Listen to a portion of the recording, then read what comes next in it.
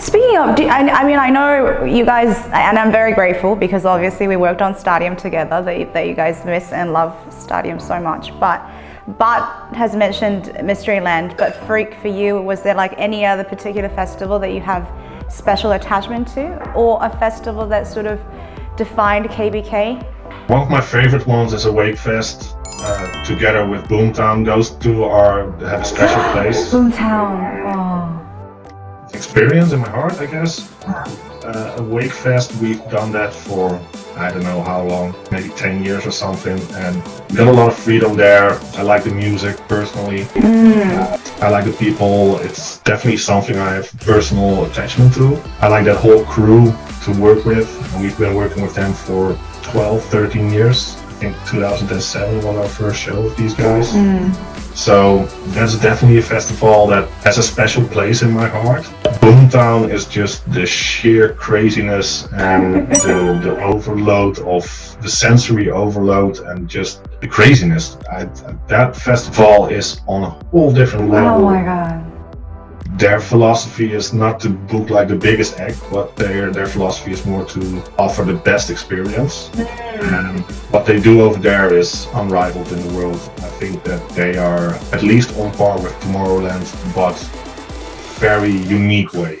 Definitely enjoy that one for just being there and not even work. And then these guys gave us a great opportunity to work with them. It was a great team to work with. We did some really, really nice stuff there. I definitely hope that we can do that again, because that was just a crazy intense experience, and I would sign up for that in a heartbeat.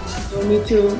Boomtown is not just like a festival, it's more like a super cool weird city. I think there are a lot of actors walking around, and they have like a storyline which goes through the entire festival, like also in the end show at the main stage, and then the story continues next year again. I know, I love that. I love that. So and it looks so good, like you're walking around the festival side, and it's like you walk into a really weird village. Like they have a lot of different districts. I think we did the visuals at the Banghai Palace. It was one of the main stages of the District 9. And we all really love drum and bass at KBK, so we're really happy to be able to VJ on that stage.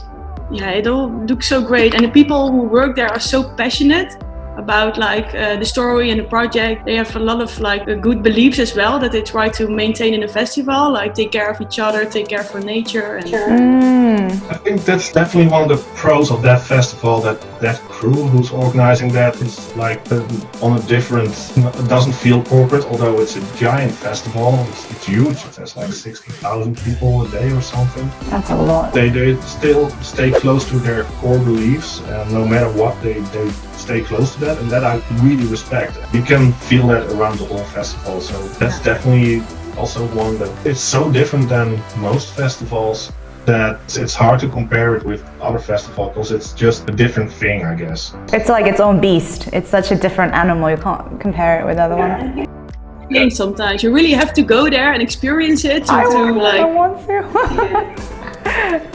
Cheska, you can come to Holland and come to England. And hopefully, when you guys are there next year or the year after, invite me and I'll definitely jump on that boat. Go to Boomtown, and 2 weeks later you have Mysteryland, and we'll show you around on the boat.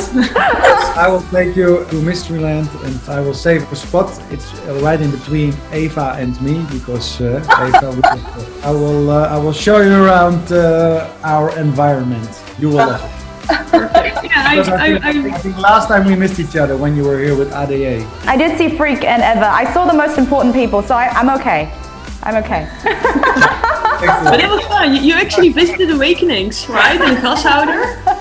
I did, yes. Like I got to see Awakening with you and Joshua, which was very nice.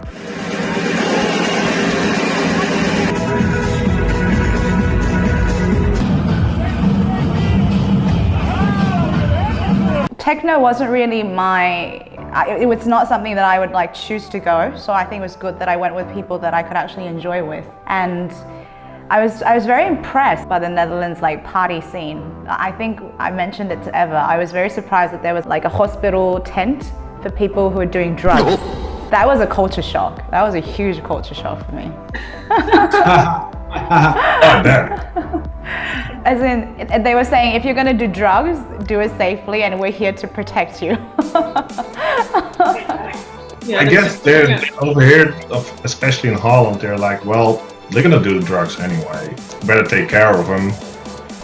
Exactly. They're like, it's better for us to make sure that you are safely high and safely dosed on drugs than to see you pass out on the floor like foaming.